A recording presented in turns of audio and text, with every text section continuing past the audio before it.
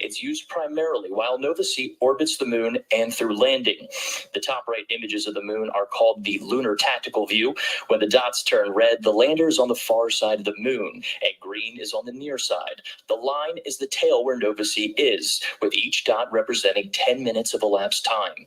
The acceleration sensed portion of the screen shows raw acceleration values from Nova-C's inertial measurement unit. This is used a lot during burn maneuvers and is a more robust way of measuring acceleration over time, with the ability to look back at what has happened. For some reason, flight controllers have lost data. Finally, the column on the right is a received, accepted, edited, and failed pre-checked, or RAFE chart for short. When each of these lines are on top of each other, that's a good indication that Nova-C's navigation system is in good health. That's because every measurement Nova-C makes must be received, accepted, edited, or failed pre-check. The failure is a possible outlier of data that the lander's computer automatically knows is bad information. Collectively, the DDL screen is one of many data displays that flight controllers are monitoring to successfully navigate Nova-C to the lunar surface.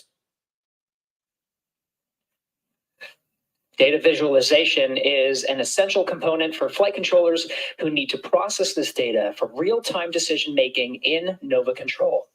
Now, again, we're following along with the flight control teams here in Nova Control prior to the next critical steps, including activation of the navigation Doppler LiDAR to provide guidance, navigation, and control for the landing phase. This is expected around 4:45 p.m. Central Time. The next critical milestone is powered descent initiation at 5:11 p.m. Central.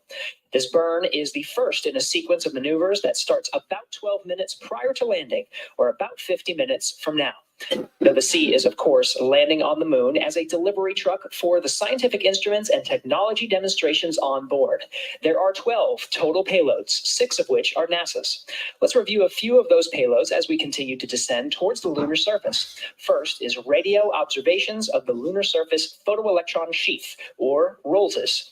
ROLSES will employ 4 antennas and a low-frequency radio receiver system to determine the density and scale height of the moon's photoelectron sheath, a very thin layer of electrons above the surface of the moon, and will also detect solar radio bursts, radio emissions from Jupiter, dust impacting the surface of the moon, and how radio noisy Earth is. An exciting radio telescope is going to be placed on the moon. Welcome to the watch party. It is called ROLSES. It stands for radio wave observations from the lunar surface of the photoelectron sheath. It's going to detect all kinds of radio emission that is falling on the moon. Right now, it is close to solar maximum, so the sun is producing a lot of coronal mass ejections and radio emission associated with that.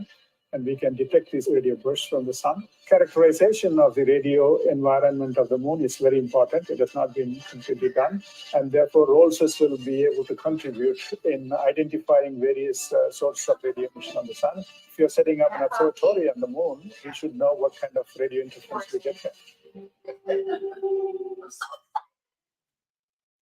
The Laser Retroreflector Array, or LRA, is a collection of 8 retroreflectors that enable precision laser ranging, which is a measurement of the distance between the orbiting or landing spacecraft to the reflector on the lander. LRA is a passive optical instrument that will function as a permanent location marker on the moon for decades to come. This is a little mirror that's aiming at you all the time, regardless which way you're looking. My name is Xiaolei Sang. I'm a lab scientist. It's a small retroreflector that's mounted on a aluminum shell on the intuitive machine landers. When you shine laser on it, it reflects right back at you. The purpose is to have a precise fiducial marker on the landers to serve as a landmark for future missions if you want to go back and land it there.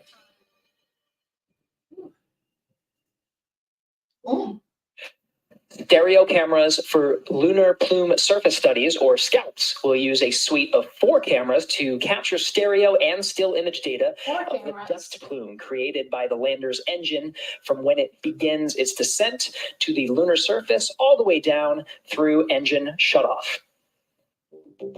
SCALPS is an array of small cameras that will be placed around the base of a lunar lander and collect imagery during the descent and landing of the vehicle. Using a technique called stereophotogrammetry, we can use those images to reconstruct a 3D shape of the ground.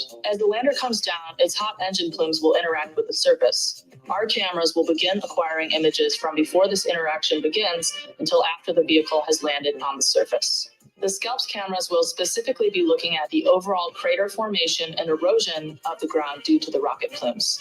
The final stereo images, which will be stored on a small onboard data storage unit, will be transferred to the lander and then downlinked to Earth, where we can use them to reconstruct the overall erosion volume and shape of the ground. With the Artemis program, we plan to establish a sustained lunar exploration and try to land multiple payloads in close proximity to one another. SCALPS data will be a critical part of understanding these phenomena and improving our computational models to inform these future landings. Radio frequency mass gauge, or RFMG, is a fuel gauge used to measure the amount of propellant in spacecraft tanks in a low-gravity space environment. Using sensor technology, RFMG will measure the amount or mass of cryogenic propellant in Nova-C's fuel and oxidizer tanks, providing data that can help predict fuel usage on future missions. Fuel usage. I'm Greg Zimmerly, Principal Investigator for Radio Frequency Mass Gauge Payload. This instrument is a space-age fuel gauge. We're going to use it to measure the amount of cryogenic propellant in the Intuitive Machines Nova-C lander propellant tanks. These propellants are very cold. They're at about minus 300 degrees Fahrenheit. Now we're integrating the instrument onto an actual lunar lander. Future lunar missions, like those in the Artemis program, will likely also use cryogenic propellants and have to store those propellants in space for long periods of time. So having an instrument like this that can measure the propellant in the tanks at low gravity will help future lunar missions know how much fuel is in the tank at all Let me know where you're times. watching. YouTube, Facebook, how's it going? Now we'll discuss two more NASA payloads, Navigation Doppler LiDAR, or NDL, and the Lunar Node 1, or LN1, later during our broadcast. We'll have a special guest later in the broadcast to talk NDL upon its activation during descent. And Josh, we did get word that some of the processing of the optical images from NDL are already performing. They did some checks. And Not many people know about this. Crazy. Now, a common theme you'll find among the NASA payloads on IM-1 is helping to demonstrate technologies and our understanding of the lunar landscape that could very well improve operations for landing on the moon in the future. From understanding the environment to precision sensors to literal beacons, the technology on IM-1 will help guide technologies and operations for future lunar exploration. And Gary, with CLIPS as a springboard of innovation, Intuitive Machines designed and developed its complete lunar program to help support CLIPS and carry out the essential part of that directive, which included calling for the commercial development of the moon. Back in 2018, the U.S. government declared the moon of strategic interest. At that time, few companies and institutions were working on payloads designed for the moon because no one had been to the lunar surface in over 50 years. No. Gary, in the time it takes to get an undergraduate degree, 6 commercial entities created payloads for the IM-1 mission. We'll view all of them as pioneers helping shape this brand new lunar economy. And Josh, a true lunar economy should not have just NASA as a sole customer. NASA's CLIPS initiative encourages a model where NASA is just one of many customers.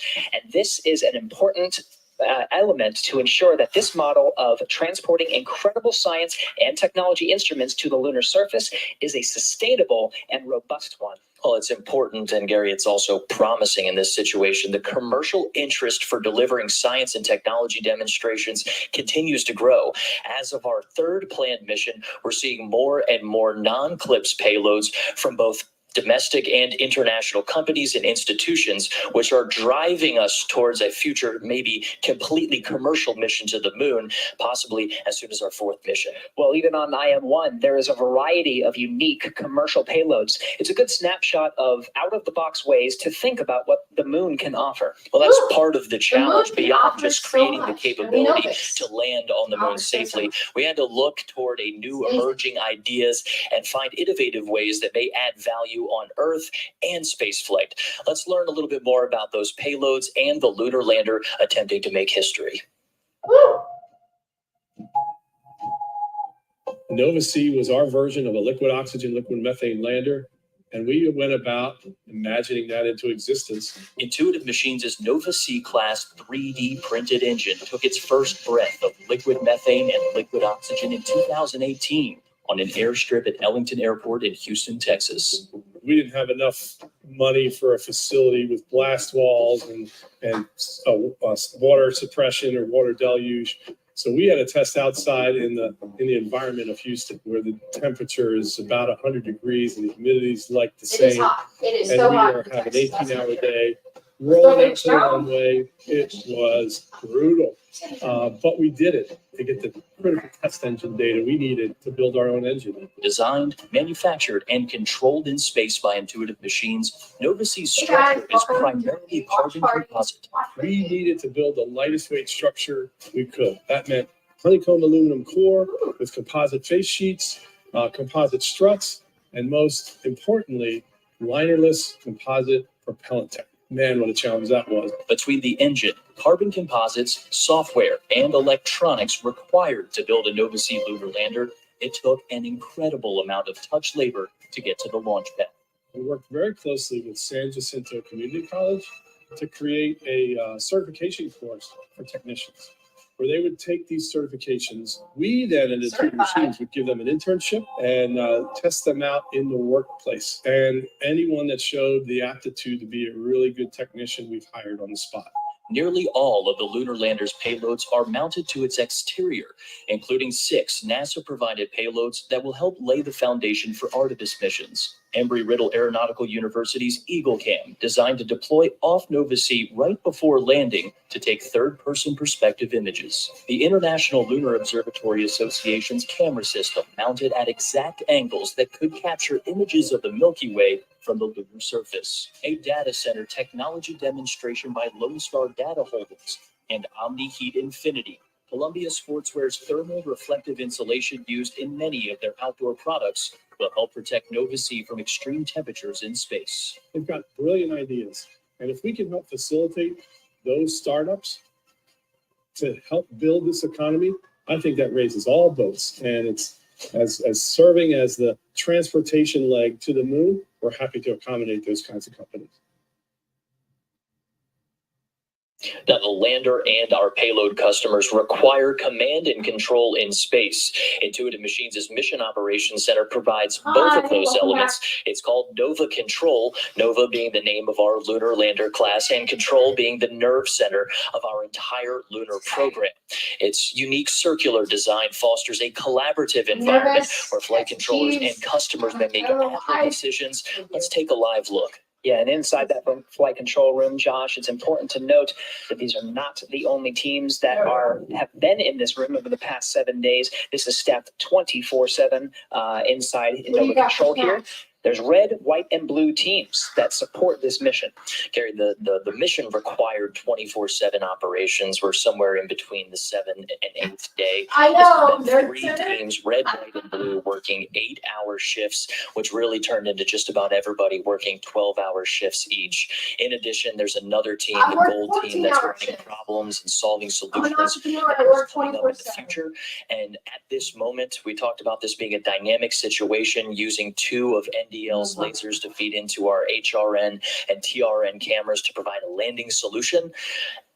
Every asset available out of all of these teams is on hand right now to solve these intractable problems and take the best shot at the moon we possibly can. Whoa, up. It really took a team to 0.74%. some of these, as you mentioned, a After dynamic hours, situation. right Now, you here. talked about the design of this room, fostering that collaboration. It's a little different from what I'm used to over at the International Space Station Flight Control Room, where you have consoles that are facing towards large screens. What exactly is the logic behind this particular design? Really, we wanted to get everybody together into where we're a small company. There's not a lot of us. This agility No, is they're our not. strong suit in this situation, and this room really suited us.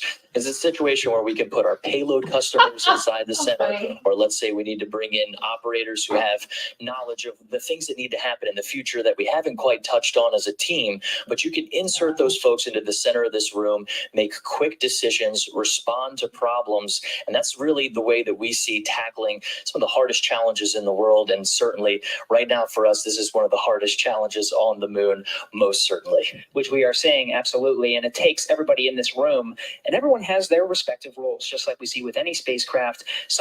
Each of these individuals provides insights into a specific spacecraft subsystem. And the captain of this whole thing is usually the mission director. In this case, this is Blue Team. That is Dr. Tim Crane. He's our co-founder and chief technology officer, serving as mission director today. Flight control operators continue to monitor Nova-C's performance. Operationally, we're still counting down to PDI ignition at 5:11 p.m. Central Time and landing at Malapert A at 5:24 p.m. near the south pole of the moon. For more on Malapert A, let's head over to Leah Cheshire. Leah. Thanks so much. And I am now here with Ben Bussey, Intuitive Machines Chief Scientist, to talk about Malapert A. Thank you so much for joining us, Ben. Great to be here. Now tell me a little bit about this landing site.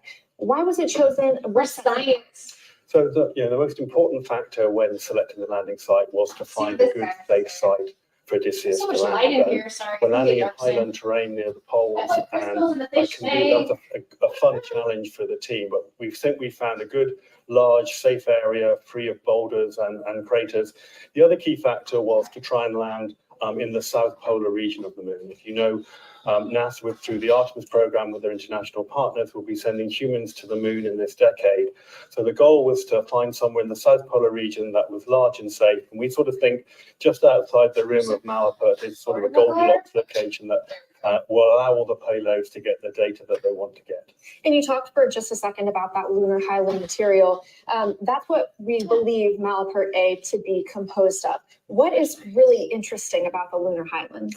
So if you look at the moon, you will see So bright and dark they're regions, delaying and the for some dark reason. regions It's are like a lunar delay. mare, which are old volcanic Feels like a flows. delay. I'm gonna pull some The tarot bright cards. regions are mountains, are the highlands, which actually Why are they represent the delaying? original 4.5 It's billion already year supposed to be crust of the happening moon. right So now. they're There's something scientifically going on. very interesting.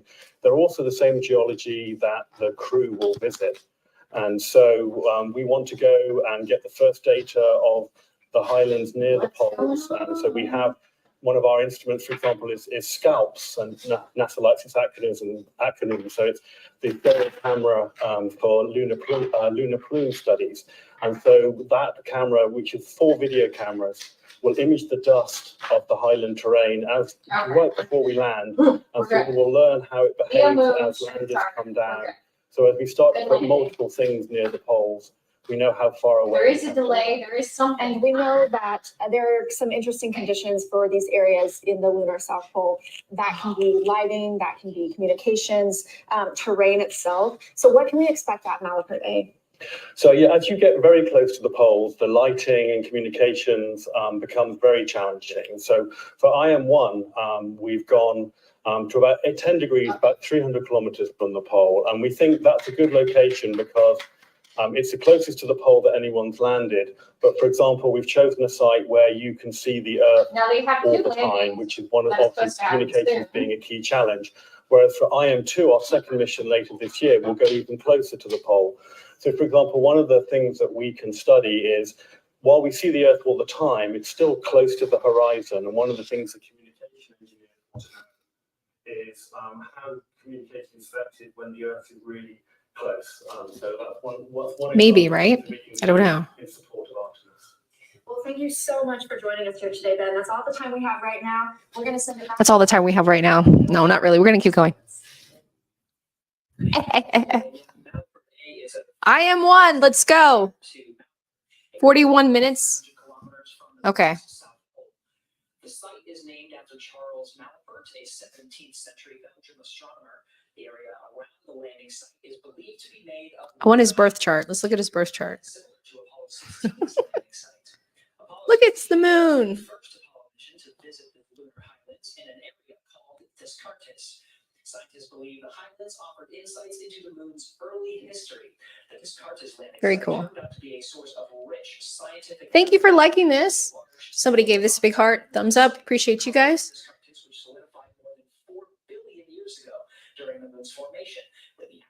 Whoa. The IM-1 mission is carrying NASA payloads that may help better characterize this important scientific landing for future Artemis missions. And Gary, we were originally targeting from NASA Oceanus Procellarum. That's good. Lunar mare in the region of I'm excited. What are you guys doing? the decision to move from the Hi, thank you for watching. Oceanus Procellarum was based We're doing a watch party. Watch party right now. locations near the lunar South Pole, which is expected to be made up of what some We'll of the see. best locations for We got about 40 sustained minutes human left. presence on the moon. Landing near Malapert also will help mission planners understand Very how cool. to communicate and send data back to Earth from the location that is low on the lunar horizon. Now, coming up on the NDL activation. Thank you guys for watching. Information about how Intuitive Machines flight controllers intend to land on the moon using this NDL, NASA's navigation Doppler LiDAR. And Gary, since choosing to orbit the moon one more time, flight controllers have been working to resolve a challenge with the lander's laser rangefinders assigned to the terrain relative navigation and hazard relative navigation cameras. Those provide landing solutions to Odysseus. The lasers are intended to determine altitude and horizontal velocity, but the ones on the lander right now are not working. These are essential What? They're not measurements working? required to land on the moon. And while Nova-C's laser rangefinders are not operable, NASA's navigation Doppler LiDAR sensors are. So during the last 2-hour orbit, flight controllers have been loading software patches and resetting the lander's guidance, navigation, and control system to use 2 laser beams from NASA's navigation Doppler LiDAR as primary navigation sensors to land Odysseus. That's right. And we're coming up on the timeline for We'll stay on that ad. Thank you very much for supporting this channel on YouTube. There's ads on Facebook too. So thank you so much. It's okay. It's going towards good content over here. relative navigation cameras ahead of Nova-C landing. So while we wait, let's learn a little more about NDL. So the Artemis program is taking NASA back to the moon, and everything that goes there, including the instruments and people, must be flown there safely and landed there precisely. So the landing phase of that task is one of the most critical aspects of it. NDL is a I'll lot try to of stand in the issues way that of swim light. over that capability. It uses light in the same way that sonar uses sound. For NDL, we have 3 telescopes where light would come out of the telescope, hit the moon's surface, and some of that light will be reflected back. These telescopes are mounted on the outside of a vehicle so you get a clear view of the ground as it's coming in for a landing.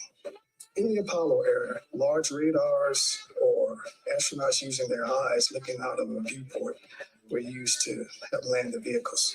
NDL is going to have to take the burden off of the crew with a much smaller, lower power, and more accurate instrument. And we just got an update from one of the flight controllers that the HRN and Yeah, TRN that's solid. cameras assigned to Nova-C are still nominally processing images using 2 of those NDL lasers. Quite the feat, Gary. No, it's absolutely incredible and a very important milestone to reach. Now, with that understanding, let's learn more about how this technology is playing an active role in this dynamic situation. Let's head over to Leah Cheshire. Leah? Thanks so much, Gary. I'm joined now by Prasanth Desai. He's NASA's Deputy Associate Administrator for the Space Technology Mission Directorate. Thank you so much for being here. Grateful to be here. So let's talk a little bit about the novel landing technology that is NDL. Can you explain that to us? Yeah, so NDL stands for Navigation Doppler LiDAR. And one of the challenges for doing any space missions is knowing where you are and trying to figure it out, right? And so we're looking to develop newer and newer capabilities that we can do that more precisely and that take up less volume and mass on the spacecraft so that you can have all the available payload mass for instruments and other scientific things we're trying to do. And so this is the next generation of a new capability where we're trying to go from So the thing the about the traditional, Virgo full moon, maybe using radar. So the thing about the Virgo full moon is that So that's what if you overthink it, it could give it too much energy. Things usually are fixed, and sometimes when they're not, they're completely cleansed, like destroyed. So that just makes me a little nervous, but the moon is currently in Leo, which is about fame, fortune, and all things public. So it's kind of 50-50, guys, right? Like I really am leaning towards that they're going to land and everything's going to be fine and it's going to be great. That's what I'm leaning again. So another ad. Sorry. I don't know. I'm sorry. But it's for a good cause. Thank you. What we'd like to know is what how the pulse comes back after they send the laser and how it reflects back to the system, how long it takes to process, and how it really will is. help define the solution. Really? Okay. We haven't been on that long. I'll look. Give me a second. I could probably fix it.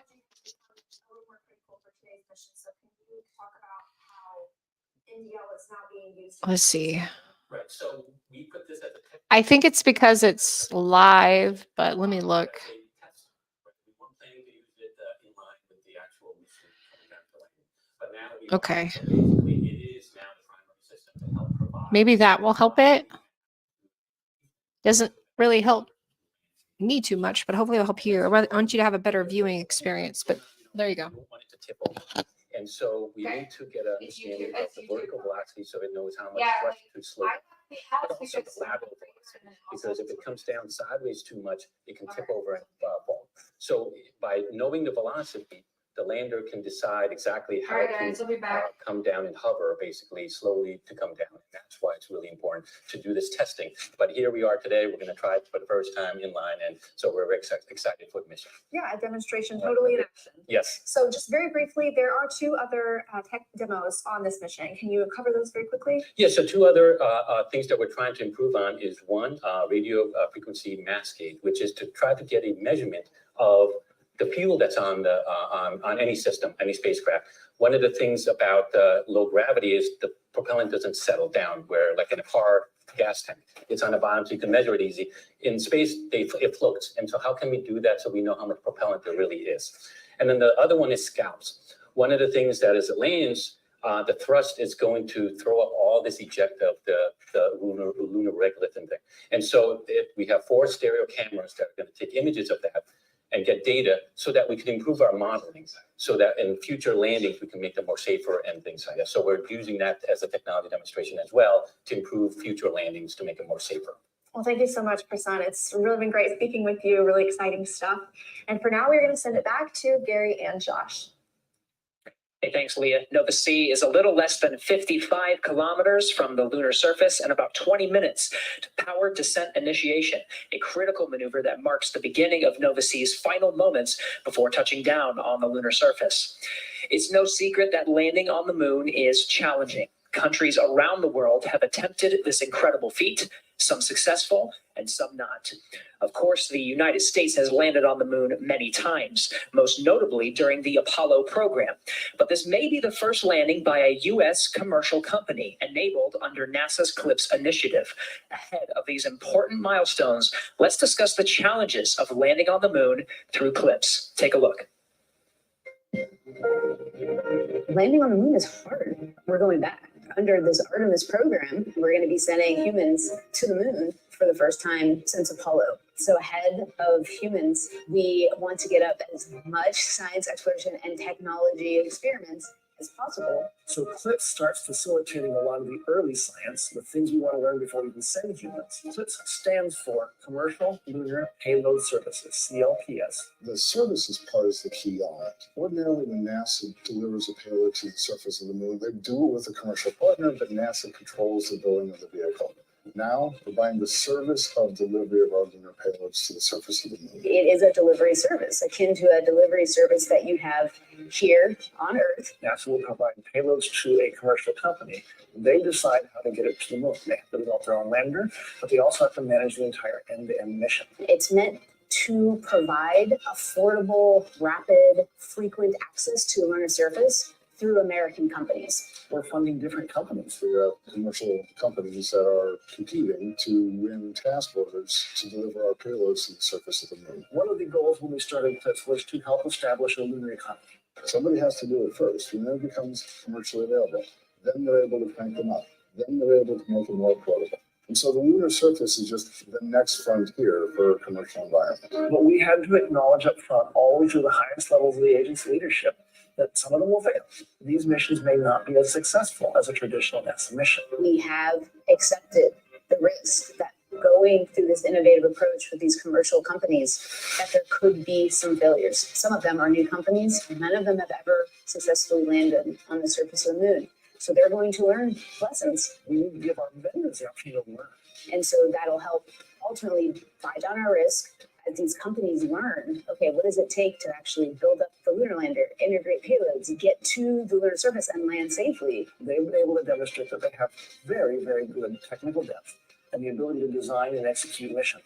We're willing to take more shots on goal. We aren't risking human lives. And in the big picture, if we're flying missions at 1/10 of the cost of a NASA mission and we fail 2 of them, we still get 8 missions for that same price. Even with 1 or 2 or 3 failures, this is still a very economical proposition. It's a risk posture which is more risk tolerant than NASA is accustomed to. There's not a single one of these companies that's willing to bet their mission on a coin toss. Every one of them is doing what they can in order to have the most successful mission possible. But the important thing to realize is that risk tolerance does not mean risky. And the rewards are a long-term ability to get payloads to the moon inexpensively, frequently, and rapidly. We want science, so we can then put more of our resources on even more science, exploration, and technology payloads and get more of a return on investment when we get to the moon. CLIPS provides tremendous benefit across the scientific and economic communities. So there's a lot we'd like to learn about the moon to help human habitation and prepare us for missions to Mars and beyond.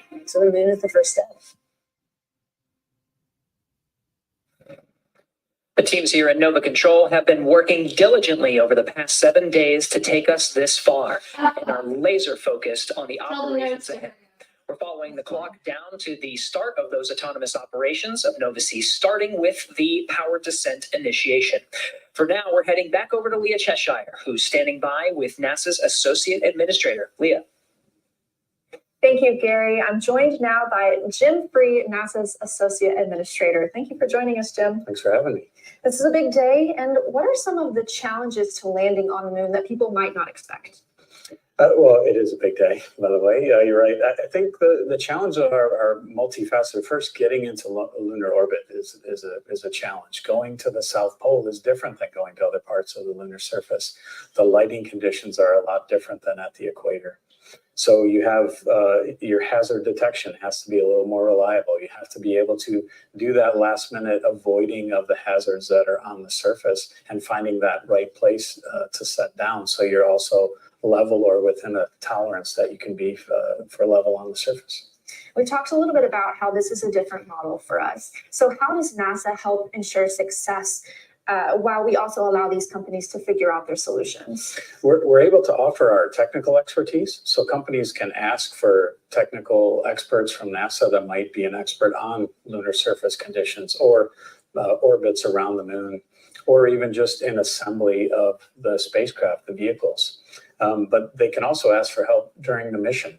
We provide help through our deep space network to get the communications, to bring the data back to the control center here to help them maybe understand their orbit better or get more communication with the spacecraft as well. So both in advance of the mission and during the mission also. And CLIPS is just one way that NASA is using, we're working to strengthen the American space economy. So what are some other ways, and why is NASA pursuing this commercial route for complicated space missions? So we started back in space station, where we started with the commercial cargo, where we spurred on investment in commercial delivery of cargo to space station. That's ported over into our crews flying commercially. We're doing that on the Artemis program, buying things by service so that we can spur on other investment that allows us to get our resources and use them elsewhere to do other parts of our mission, exploring the moon or beyond.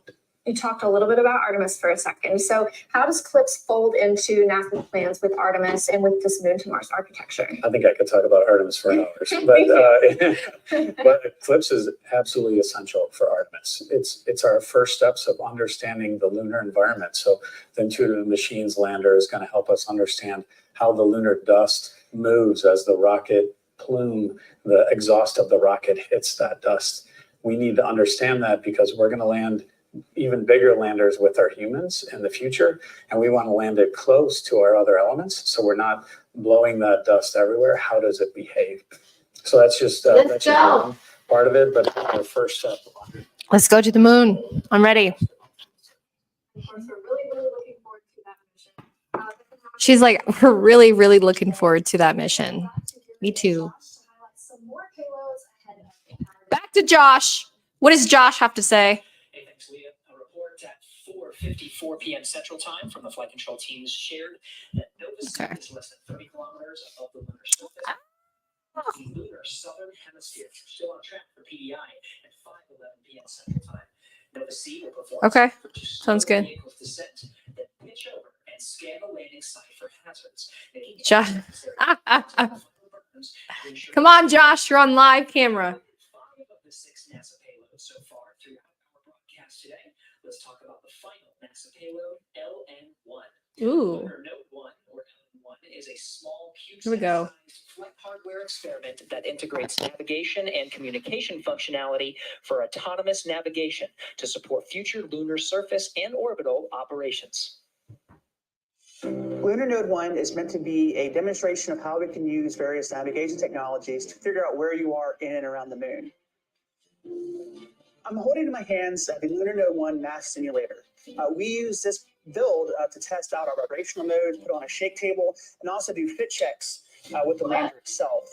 Inside of our payload, we have multiple electronics boards that fit within this chassis that is a little bit about half a human size. You can see our external connectors here where we power data and power to the lander itself. And within here, we have multiple boards that do the power regulation, our PGAs, all those kind of electronics pieces are in here, as well as a small S-band radio that attaches up underneath this top radiator in order to distribute this heat, and then the top to the antenna, which mounts here. This is the same size and build as the flight payload. It's just not covered in MLI or some of the other materials that you'll see on the flight build itself.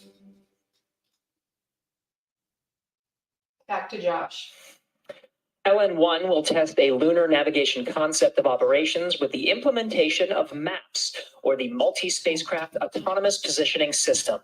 Ideally, this kind of technology can support a network of communication and navigation amongst local surface and orbital operations. LN1 will test multiple navigation links from the surface of the moon back to Earth to characterize both MAPS transfers as well as GPS-like signals that could support a future lunar communication and navigation network. Gary, one of the best things about communication and data is getting imagery back. And Intuitive Machines has several camera systems on board, including Eagle Cam. It started as a challenge from our CEO, Steve Altimus, to his alma mater, Embry-Riddle Aeronautical University. Students and faculty created Eagle Cam to take an out-of-this-world selfie of Odysseus landing on the moon.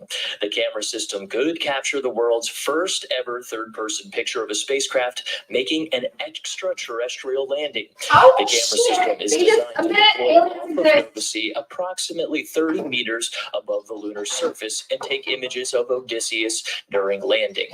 Additionally, the device will test a dust removal system, which could lead to the future advances in spacesuit technology. As part of this project for Eagle Cam, Embry-Riddle teamed up with NASA's Kennedy Space Center to demonstrate the NASA-developed electrodynamic dust shield, or EDS. EDS uses an electric field to remove dust.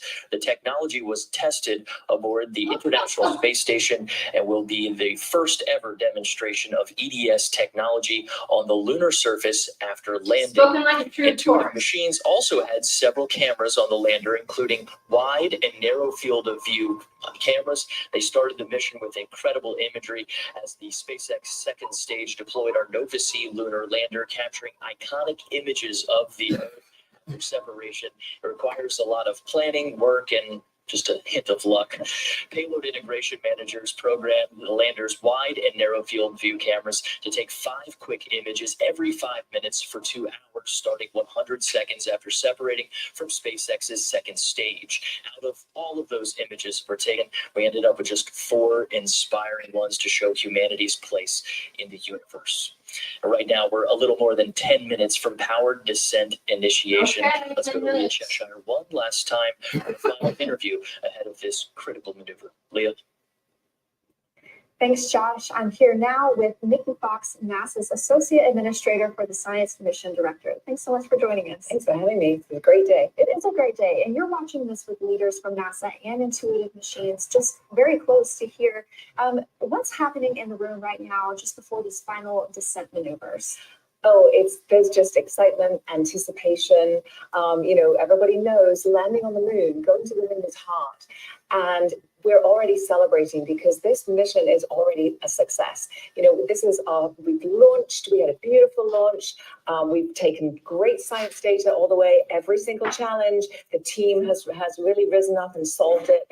And now we're in lunar orbit, minutes away from starting our Did you hear that they said they're already celebrating Leo energy? That's a key word. And we're still up after hours. Okay.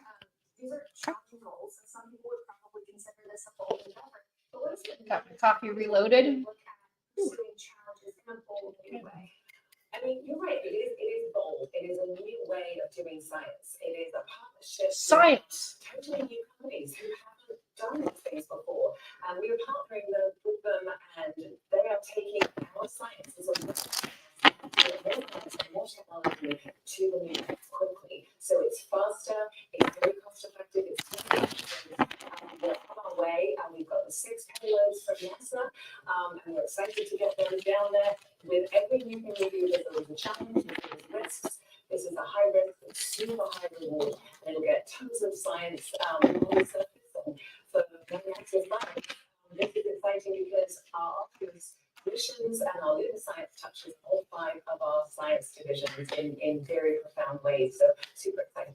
You said high rewards, so I want to talk for a minute about the valuable scientific insight that we. That's what I want to know. What is that? What does it mean for NASA? I mean, there's so much we can do on the moon, particularly where this one is going down to the South Pole. We think we're going to find great volatiles down there. So as we get prepared to send our astronauts there, then we know that there's water there and we can use that water. Water's very heavy to carry, so it's really great if you can use it on the moon. Remember I told you about the moon water. Into hydrogen and oxygen, use it for fuel. Really great for our sustainability, but also where they're going is one of the oldest regions of the moon, about 3.85 billion years old. So we can actually learn about what our solar system was like before life started. Life is very noisy. We're very, very noisy here on Earth. The moon is just like pristine. And so we can really do some amazing science. I look forward to learning more about it. So any final words before we wrap it up? Just thank you. I mean, literally, thank you. This is such an amazing team. Thank you to the people that put the science and the technology experiments on with us, those teams. Thank you to the commercial teams that put their instruments on and are riding with us. Thank you, of course, to Intuitive Machines for this just beautiful, beautiful lander. And thank you to SpaceX for a beautiful ride to space. It's such an incredible effort.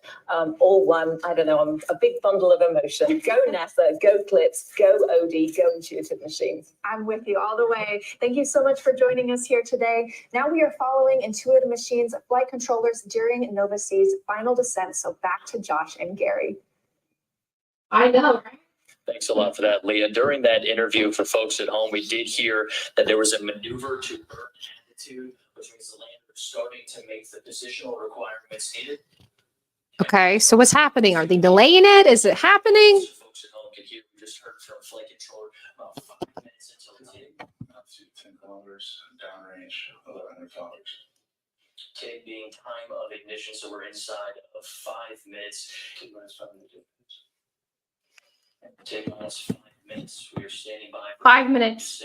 I kept getting cards of 5. Something's gonna shift and change. Such that Nova C can pitch over for further operations. And while we were in that interview, we did hear that the main engine gimbal checkout was completed. So now we're focused. Okay, let's see what they're gonna do. I'm excited. Channel there. 5 minutes. What's happening in Nova Control? We're going to be hearing these steps periodically as we follow the flight control teams that are monitoring Nova C's descent towards the lunar surface. A lot's happening, Josh. Of course, we have this 11-minute burn. We're focused on the propulsion elements of this PDI. At the same time, the spacecraft is oriented in such a way that it can use a technology called terrain relative navigation to scan the environment along the way. What's happening there? Right. So we know that we needed terrain relative navigation then when we were descending and coming down to the lunar surface.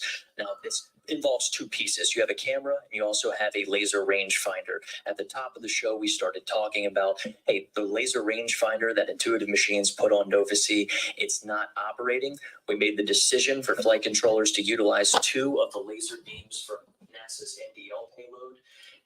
Did y'all catch that? Required to reassign those lasers into the TRN and HRN. Okay. Plot thickens. Opportunity on the south pole of the moon's egg area is quite the feat and challenge overcome in just 2 hours because we elected to delay that orbit and go into another orbit. They did delay it. It appears to be paying out. The last call outs that we heard, Gary, we're talking about beginning processing optical images, and that was nominal. The last time we heard that was just about 20 minutes ago. These status checkups on these critical systems are essential to understanding the performance. The folks you see now on your view, this is Nova Control that are monitoring every step, all the data coming from. That is amazing. Ahead of PDI, they're scheduled just a little bit after 5:11. Here we go. Here we go. Exactly what are these folks looking at, Josh? Well, right now, everyone's looking at their assigned screens, and all of them are tailor-made. Generally, there's a few who are looking at the same type of screen, but they're tailor-made for their task. You have Spark looking at electronics, things like how hot are the electronics. Payloads are monitoring different parts and pieces. In this 5 degrees of burn attitude. 5 degrees left until burn attitude. The vehicle's still getting ready for this PDI ignition, which we expect here in just about 2 minutes, Gary. Two minutes. 2 minutes? So everyone's looking at their screens and doing their respective jobs and reporting up into the mission director, while the activity director is keeping in touch with everybody and making sure we're putting this whole thing together. Press started. There's a call for tank press started. Just a little bit before that, Gary, we did hear that they were working on the cryo fill. So these are all steps that are leading towards PDI, powered descent initiation. We expect that to take about 11 minutes, where we're slowing Nova C's velocity approximately 1,800 meters per second. And that's required to get this lunar landing opportunity in just a few minutes. 90 seconds to take propellant exit flight pressure. All right, 90 seconds until we begin that propulsive maneuver. Again, power Okay, descent 90 seconds, here we initiation go. is about a 10 or 11-minute burn that will slow the spacecraft's descent. A lot's going to happen after that 10 minutes, Josh. This is a single continuous burn. After that, we're going to see a lot of events in rapid succession: pitch over, vertical, and terminal descent. Let's go. And we just heard Right. another call out from the prop console saying that feed line prep is complete. What that means is Nova C's propulsion system, that mixture of liquid methane and liquid oxygen, that feed line is prepped, getting ready to go into an injector to blend those two propellants, the propellant and the oxidizer, and have ignition of PDI. We're tracking that in just under a minute, Gary. Just under a minute. Converging on burn attitude. Lander is getting into the correct attitude required. Prep complete both sides. The correct attitude. Another figure call it for out. feed line prep complete for liquid methane and liquid oxygen in preparation for this PDI. I'm excited. What's going on?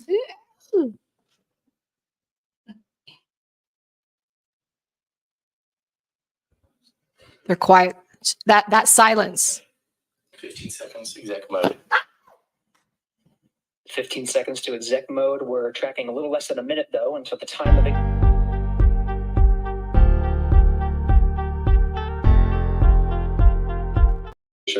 Just kidding. Throttling up. Main stage. There we heard main stage ignition. That's coming from our prop console, Rob Orville. GNC call on good control. Just to wait 1.5. Oh my goodness. Oh my goodness. These are great call outs in between our prop console and our flight manager, Scott Tamblin, calling it as the data is feeding into the lander, which means we are continuing to have good communications. The lander is sending that back to flight controllers in Nova Control. Gary, something we prepared for, we planned on, is that loss of communications. And that's why we have this. I see good thrust control. It's a good thrust control call from prop. They lost communication. Autonomous lunar lander. We programmed, we know that, hey, we want to light PDI in this moment. These are the steps you need to get there. But from here in, this is an autonomous lunar lander, and flight controllers are monitoring You see the hands? and tracking the progress right along with the public right now. Nova C has the helm. It is in control. And Here we go. Here we go. it's necessary to ensure a soft landing. They must have AT&T. Full thrust right now. How funny. Notice that all of this happened today. There's a reason. The fuel tanks continue to unload and be expelled. And we did have a few questions come in about how much gas are we giving this to slow down the vehicle. We want to remind folks that this PDI burn goes into thrust 90%. Goes in just about 90% right on time. So it goes in at 90% in order to, if the lander makes a decision and says, I need to slow down more and make a decision to make a safe landing, it's able to add a little bit more oomph and make that decision a reality rather than just a possibility. There it is, guys. Fido, I'm showing 500 kilometers to target, but my displacement is still. Oh my goodness. That's the mission director, Tim Crane, on about 500 kilometers, was saying that his information might be just a bit stale. But that's the PSI you need to take. Oh my goodness. As part of the reason for showing this animation, Josh, of course, this is not telemetry driven. We're just showing you exactly what's happening as we hear the calls. Okay. Information is relayed. It's an animation. Okay. It's animation. I was like, what's going on? So we're relying on the data that's being fed from Nova C. Okay. Good enough. Data is going into the flight controllers, and what you're seeing on your screen right now is just to give you an idea of the vehicle's attitude. You heard them talking about moving to a burn attitude. This is what we expect Nova C is doing right now. It is a simulation in the large screen just to give you an idea of what's happening over these critical approximate 10, 11 minutes of PDI, powered descent initiation, trying to slow Nova C down, bring that acceleration down to about 1,800 meters per second. And there's some follow-on steps after that, Gary. It involves pitching over the lander using that gimbaled engine. We heard the maneuver to burn attitude, followed by main engine gimbal checkout. So they'll use that gimbal to pitch the lander over and start a vertical descent. This is where we start getting a little tricky as far as there is a final approach. It may add a few seconds, it may add a little bit of time, but we are intended to land around 17:24. That's 5:24 p.m. Central Time. But know that there is some give and take. We're also expecting, plan for, and train for a little bit of loss of communication during this process. That's right. And that communication is absolutely important. And part of the reason, and we've been stressing this, Josh, is the autonomous operations of Nova C. Part of that is after it performs that pitch over maneuver. 400 seconds to go on braking one. Good control. Fido, I see TRND pause processing in flight. All right, that was the call that we were waiting for. That was our major problem we've been working on in this dynamic situation, is getting those images processed from HRN camera, TRN camera, which in this case, a dynamic situation, we had to improvise a little bit, reach into those two laser beams from NDL, figure out a patch while we were in lunar orbit, just about 2 hours. And it sounds like we are getting good readings from those images. Absolutely remarkable feat. We also happened here, I think it was 400 seconds remaining. That was coming from Fido and Flight Dynamics. Sean Stewart working the console this evening. This is excellent calls to hear. Hazard relative navigation is going to be used after the pitch over maneuver. This allows Nova C to make some decisions and scan the landing site underneath it and make decisions in an area that calculates the terrain to make sure that it's landing in a safe landing zone. Right, so we finish up PDI, pitch over, and we have to use that hazard relative navigation, a critical tool in order to land on the moon, to make those decisions, right? There's no human eyes, human elements deciding, okay, I see the hazard, I need to steer this way, or maybe press the gas, press the brakes. This all happens autonomously, and this is a huge requirement and a great call out to hear about the HRN camera system and processing those images.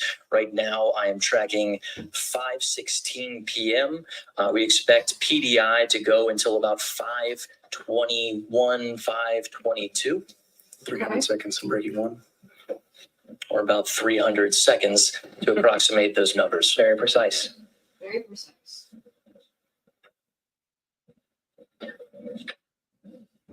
Here we go.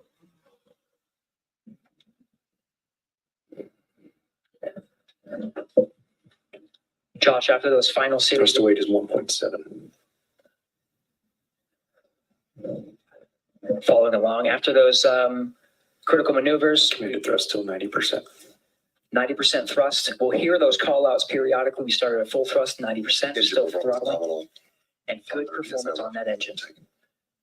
That's a great call out. Two things there. Nominal performance on this engine, as well as the helium tank. So what we haven't mentioned so far in the show is that the helium tank pressurizes that liquid methane and liquid oxygen tank. But in addition, it's also used for reaction control system. Those are the small spurts that you see at the top of the lander in the animation that control the vehicle's attitude. So for things like landing on the moon, you really want to land at the right attitude. That way your antennas are facing back, direct line of sight to Earth, and you can get that ultimate confirmation once you do suspect that you have landed on the moon. The antenna alignment is an important element of landing on the moon, Josh. We're expecting the high gain antennas to be pointed towards Earth to confirm, but there may be a delay. We are expecting some sort of delay. I had I told the knew it. mission directors called about it. how quickly I we called could a delay. receive a positive confirmation. Called the delay. I called it.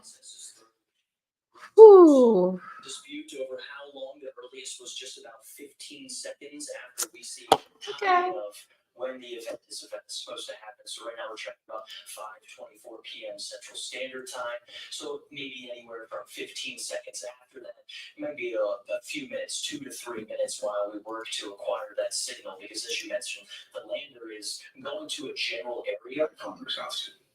9 kilometers altitude call from Tim Crane. The lander is going into a general area that we say this is the general area we want you to fly to. It's using that hazard relative navigation to make better decisions about this is an area with the least amount of slope. This is an area that's free of boulders and other obstacles. So it's making autonomous decisions about where to go. 3 minutes to go. 3 minutes call. Just to wrap that up, when the lander is making those decisions, Gary, it's also very difficult to track. We've been very fortunate thus far tracking communications to this point. To wrap it up, Josh, 3 minutes, that brings us to just shy of 5:22 p.m. Central Time. We should hear that the descent initiation burn is complete. Then we'll begin the next series of maneuvers to get us towards vertical and terminal descent. It starts with pitch over. And just looking at our notes here, we did go into this burn expecting pitch over at 5:21. They did. 57 seconds. So good call out on the timing of that maneuver. It's important to remember PDI starts an engine burn. I'm like, It does not crazy, I stop can't. until landing. So this is a Ah. liquid methane, liquid oxygen engine. We lit the engine at PDI, and while we are changing into a pitch over, vertical descent, and terminal descent and then landing, that is a throttle down to the lunar surface. And when we do get out of PDI, we hear that call of PDI complete, good burn. Everything after that is going to happen in very quick succession, Gary. The time it takes to go from pitch over to landing, or what we estimate landing to be, just looking at maybe 90 seconds is what we expect nominally. There's Come on. 3 minutes to touchdown call. 3 minutes to touchdown. Where are my drumsticks? Yes, it's a little after 5:23 p.m. Central Time. Right. Notes going into this burn 5:23 and 25 seconds. The autonomous operation this 2 o'clock. This is exactly what we're doing before it starts. All right, nervous. Here we go. Excellent call out. That solution that flight controllers were working so hard on to make sure HRN was working, pulling on extra resources that weren't originally planned for from those 2 laser beams from NDL. It appears and sounds like that solution is working, and the people working to patch that software were certainly under pressure. The clock was ticking as we went into that extra lunar orbit. It wasn't a situation where we could just sit in lunar orbit trying to solve our problems indefinitely. And it's sounding good so far on the call. 2 minutes remaining. Okay. Let's see what happens. Nova C. Those laser sensors on NASA's navigation Doppler lidar can be routed to the terrain relative navigation and hazard relative navigation. I'm nervous. I'm fidgeting. I'm fidgeting. Let's see what happens. They say it's a delay.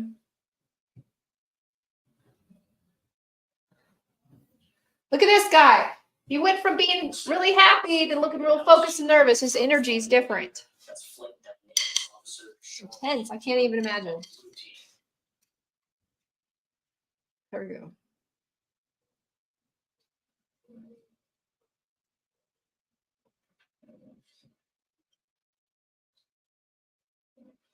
So quiet.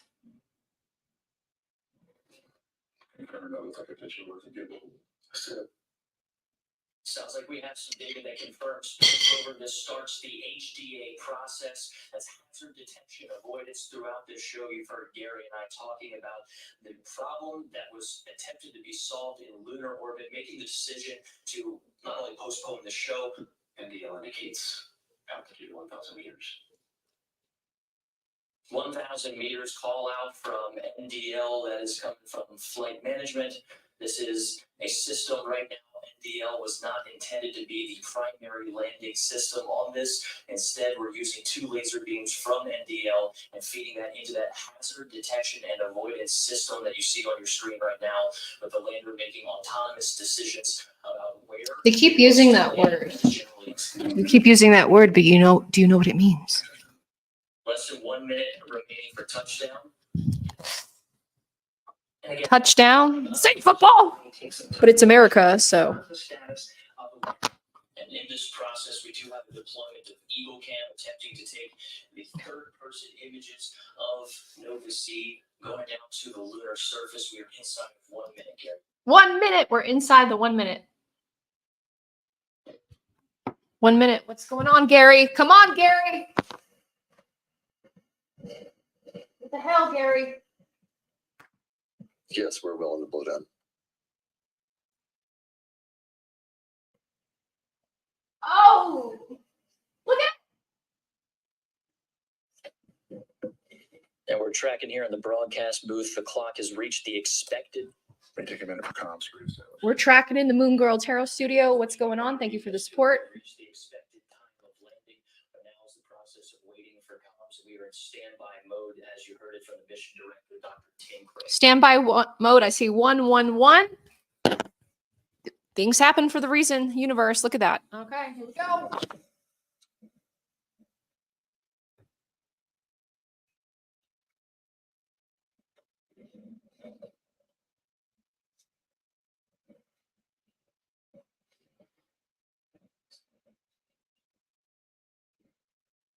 And 1 minute has elapsed from the notes that we have, Gary, of that original burn starting at PDI. And you have carrier lock. Notice. Went up. That's MD asking if we are getting the ground stations locked on to Things are Nova happening in the C. universe. Whew.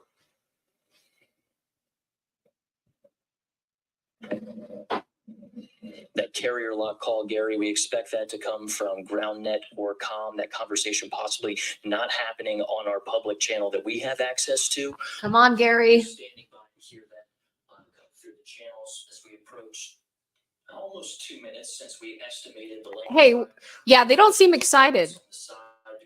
Something's going on. And I keep picking up this card, and this is the card, like, this is disappointment. This is like in and sort of out. This is sort of like, oh no.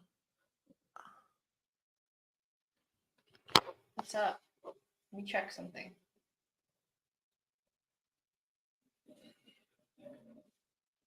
Oh, smack, guys.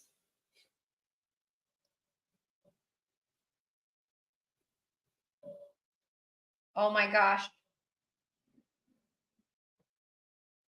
Something happened. For sure. Gary, we're standing by just as we approach 5:26 p.m. Central Standard Time. Given those mission directors' notes of the flexibility between what we were tracking, what we were given was just about 5:24. This is indeed.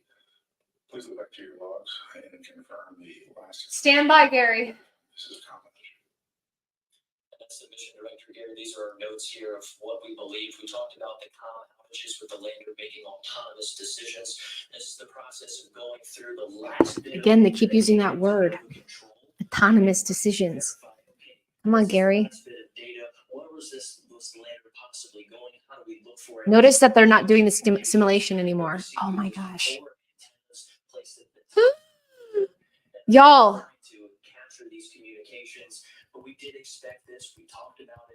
Exactly. They should be popping champagne. Look.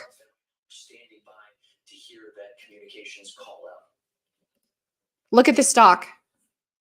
Just a little more than 3 minutes from the time of the. Oh my gosh. Clock reached 0. Something's going on that we don't know about, that they're not showing us. It went completely silent. It went completely silent. Do you guys hear that? You hear nothing.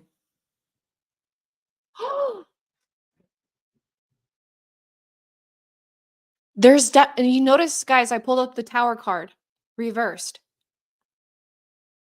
There's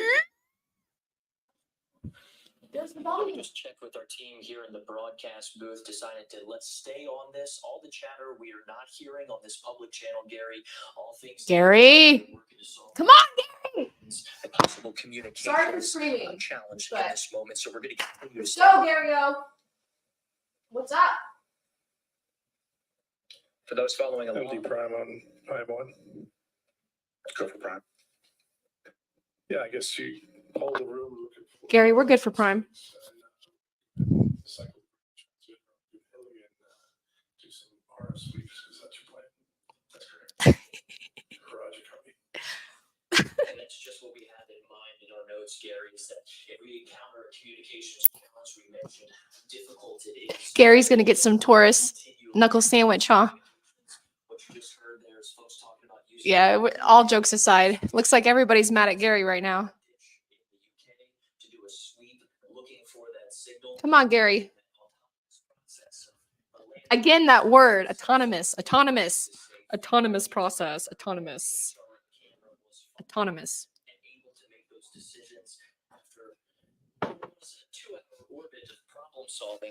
Problem solving? We haven't solved anything.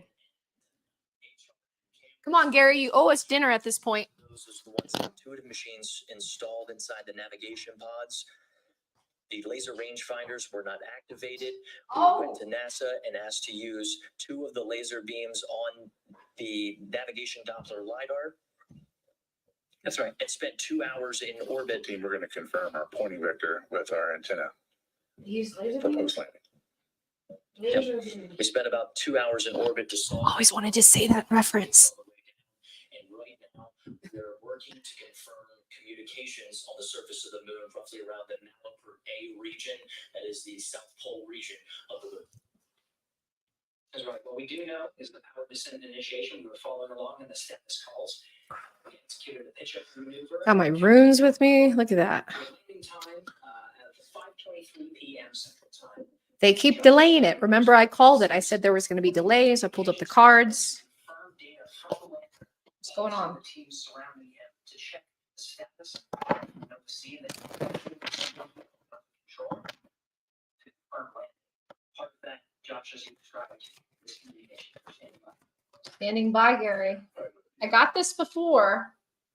This is the same card. So I think we're on a delay, but that's going to land. Hoping. Pitching our control throughout. I did see a little bit of a roll excursion. Could be that we landed off angle and roll in the final phase. So I do see. What do they see? Up to an 8-degree excursion.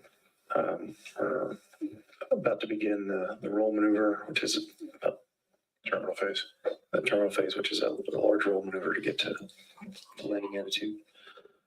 I know, exactly. We're over time. I'm calculating it up. To that point, we were really solid. Directs of terminal phase begins at 30 meters. They just said we were solid. They're something's up. Post HDA, 100 meters. Great. It went silent again. It went silent That's a again. great conversation confirming. Did you hear him? Great conversation, but they muted it. The process that we were very familiar with, talking about the attitude of the lander, making sure that those antennas are within direct line of sight with Earth stations. You're being smart on the time. You keep pushing it back. Mission director all stations are also updating our executive with dishes to make sure that they're tuned in on our final landing site. There's a call. We're searching for that communications back to the ground station. This one particularly is in the UK that's tracking us. And it's important to note, Gary, that we have an entire network dedicated to working these communications problems. It's been active this entire mission. And the largest, most powerful dish out of all of them is about 64-meter dish in Australia. That time to search with that opportunity with the largest, most powerful dish, we're looking at about 12 to 13 hours after our estimated touchdown. So this is a process that we could be looking and searching for the lander's signal for confirmation for quite some time, but we're going to continue to listen in and stand by as our flight Okay. working with the ground station in the United Kingdom to work this issue, work this problem. Okay, so I see what's going on. I'm going to turn this down, guys. Just to make it this far. So from my understanding is that they've lost communication, that they lost communication with the craft and that they're very close to the orbit, or it's actually, who knows, maybe it's like a tin can and it's just bouncing along the surface of the moon craters right now. But from what I understand and from what we just watched together is that they've lost communication. They keep using the word autonomous. They keep using the word attitude, two different A's, okay? Yes, and another challenge. Exactly. So they keep saying it's successful. And when they started with the interview, did you notice that they were already celebrating? We talked about this, right? I notice patterns and I do notice certain energy. And by all means, like I've said, we're real people behind the screen. So are they. So this is real time, real energy. I read on real time. I'm picking up their energy and their vibes. And of course, Gary over here and the guy that is talking and speaking of Gary, he's very nervous. There's the energy in his voice, as you can definitely tell. So, and I'm looking at the stock and as we can see here, it's going up, it's going down after hours. There's a lot of volatility, excuse me, that is happening here. And man, there are big whales, big waves that are making as we speak. So they should show emotion, right? They absolutely should. And you know what I think is in broadcasting and media, actually I love it. I love it so much. It's hard for them to show emotions on their face, but they do it with their tone of voice, whether they realize it or not. You can actually hear that they're angry, or sad, or worried. And that's exactly some things that I'm picking up as well. And then factual things that I'm seeing that's happening behind the scenes financially with this company. And look at them. They're up, they're moving around. It's a different vibe. And the cards that I kept picking up was like the delay in the vibes and a celebration. So something later. And from what they're saying that it is, look, it's 111 again, 444, angel number. So this makes me, it is too quiet. It makes me think that there is a huge delay, that they've lost communication, that this thing is like literally like a tin can, just blowing breeze on the surface of the wind of the moon right now. Okay, let me up the volume. But this is what a watch party is. We are getting a live reaction of what's happening with the Intuitive Machines, the company that just launched in SpaceX in Florida. And here we go. Oh, this is crazy. Tell us the truth, guys. Come on. Transmitting to keep the cosonics active. Come on, Gary. What's up?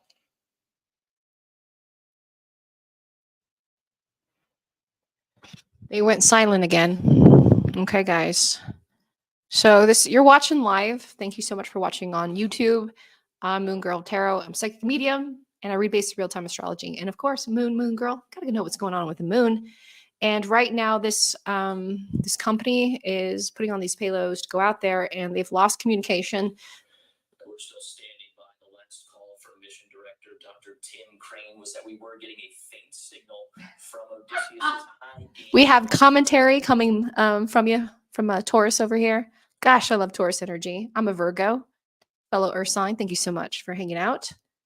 Gary is on a possible smoke break from the stress. Don't condone smoking by all means. Oh my gosh, it's terrible. It's silent again. It's too quiet. It's too quiet. And they know they're live. And you never celebrate too early. You never celebrate too early. Right? Let's talk about manifestations really quickly. when you manifest something, and especially something so public that you bring everybody involved, you bet that there's people betting on you to win and there's betting on you to lose. And you want to kind of like secure the energy and be hopeful. You can absolutely say like we're confident, but we're prepared. It's always a good way to go. Our equipment is on the surface of the moon. And we are Did you hear them? The equipment is on the moon. We'll see how much more we can go from that. The equipment is on the moon. It's like, okay.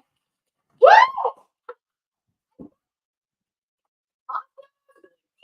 I predicted it. I'm so excited. Woo! I just said that. I lost communications. Yeah, if I could just pass on a few words It's to on the there. entire team in Intuitive Machines and Superfab and here in the Woo! Look at we go, Peter. what an outstanding effort. I know this was a nail biter, but we are on the surface. and They're we are going up there. transparent. That is crazy. And Woo! Houston, That's exciting. Odysseus has found his new home. Look at all these people celebrating. Where's Gary at? There's Gary. This is amazing. Oh, this is exciting. It did it.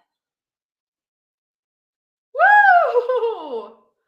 Oh my goodness gracious. Well, we did. Thank you for watching, guys. This is amazing. I want them to show it. What are they going to show next?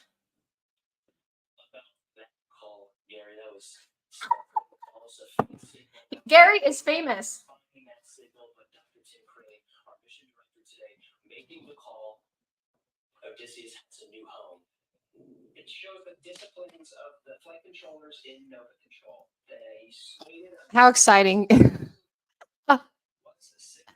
Thank you, Gary. Thank you for the both of them. I don't even know the other guy's name.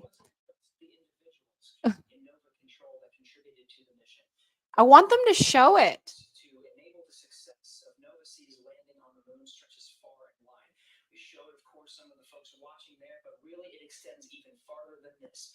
A wonderful and truly amazing moment to celebrate. The U.S. has landed on the moon. I know that since the Apollo, other countries have landed on the moon, but this is huge for us. This definitely is going to put us on the map and put us more towards that innovation.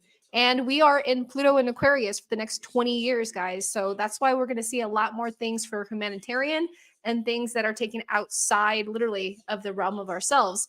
Thank you for watching it here on my YouTube channel. I'm Chris Marie, and I'm a psychic medium. Check me out, man. I'm located here in Pueblo West, Colorado, or you can get a session with me through my website, www.moongirltarot.com.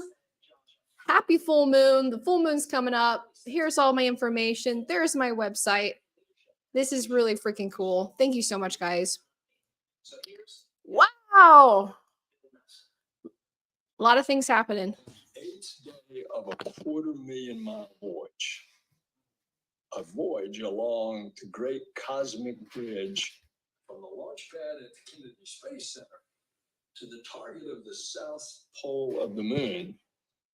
A commercial lander named Odysseus, powered by a company called Intuitive Machines, launched upon a SpaceX rocket carrying a bounty of NASA scientific instruments and bearing the dream of a new adventure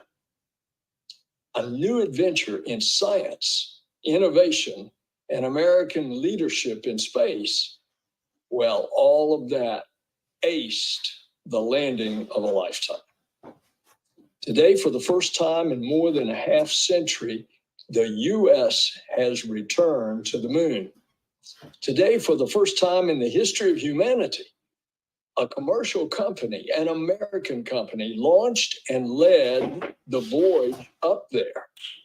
And today psychic is a medium day that astrologist. shows the power and promise of NASA's commercial partnerships. I'm all did it. No. Congratulations to everyone involved in this great and daring quest at Intuitive Machines, SpaceX, and right here at NASA. What a triumph. Odysseus has taken the moon.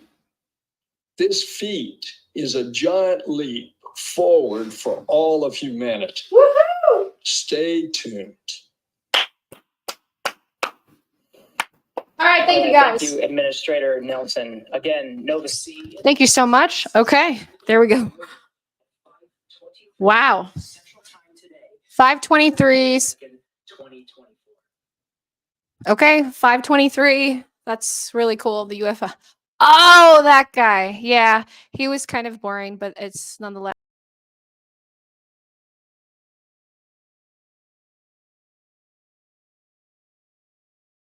That was pretty crazy. Let's see here. Oh, there we go. You can still hear me. Okay, so that was exciting. I wish they showed a little bit more, but I understand that they were nervous doing that. I know at the very end, the guy was like very John Wayne-ish. He sounded very like, but it's okay. We're not making fun of him. We're just trying to get the information. As you can see, talk fast, got the information, got to get it good. Wow, this is exciting. This is great energy and pretty cool. So thank you for watching it here. I'm excited. I'm going to go get something to eat. I'll talk to you guys later. Bye.